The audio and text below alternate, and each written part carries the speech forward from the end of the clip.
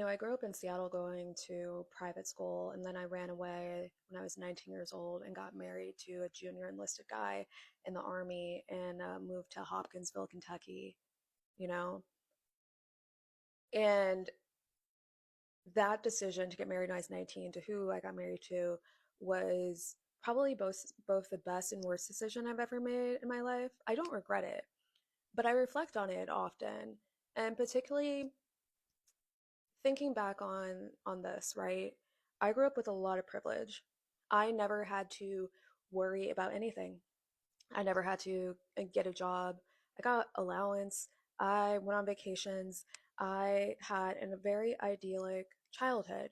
And even though my mom and dad raised me to be an empathetic person, raised me to understand my privilege, raised me to really understand that it's important to use what I have to help other people, I truly could not understand what it was like for people in poverty until I was in it. And that's not a fault of my parents, that's not like a fault of my character, right? But I think when you grow up surrounded by privilege, surrounded by money, not having to want truly for anything, you can conceptualize the impacts of poverty. You can conceptualize it and you can empathize with it.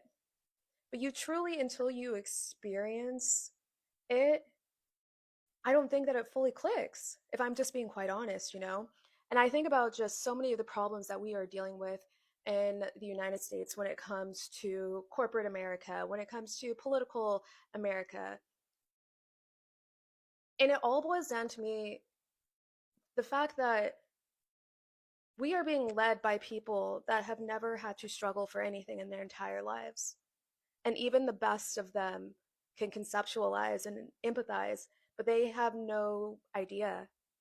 And because of that, they will never make decisions from the standpoint of somebody that is going to be impacted.